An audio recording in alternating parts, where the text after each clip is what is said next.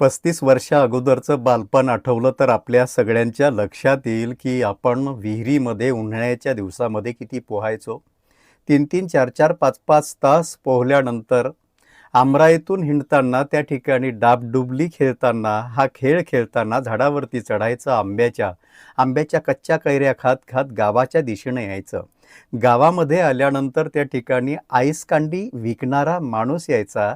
त्या आईस कांडीवाल्याजवळ जाऊन 10-10 आईस कांड्या खायच्या. त्यानं ना आम्हाला सर्दी होत होती, ना खोकला येत होता, ना शिंका येत होत्या. आजचा जर विचार केला, मुलांना साधं आईस्क्रीम खायला द्यायचं तर आमच्या मेंदूमध्ये पहिला प्रश्न पडतो की या ठिकाणी सर्दी होईल, खोकला होईल. पण आमच्या मनामध्ये तेव्हा तो प्रश्नच नव्हता. त्यामुळं आम्हाला काहीच झालं नाही. कारण आपण जे मेंदूमध्ये, आपल्या विचारांमध्ये आदेश देतो तेच आपल्या शरीरासोबत व्हायला लागतं. माझ्या मुलाला दही किंवा ताक पिल्यानंतर त्या ठिकाणी सर्दी होईल, आईस्क्रीम खाल्ल्यानंतर सर्दी होईल, हा जो आदेश आहे तो ग्रहण करतो आणि तसंच घडायला लागतं. पण आपलं बालपण आठवा. स्वच्छंदपणे आपण राहत होतो आणि स्वच्छंदपणे आपण काहीही खात होतो, पीत होतो, तरीही आपल्याला सर्दी किंवा खोकला होत नव्हता. त्याचं हे कारण आहे. नमस्कार.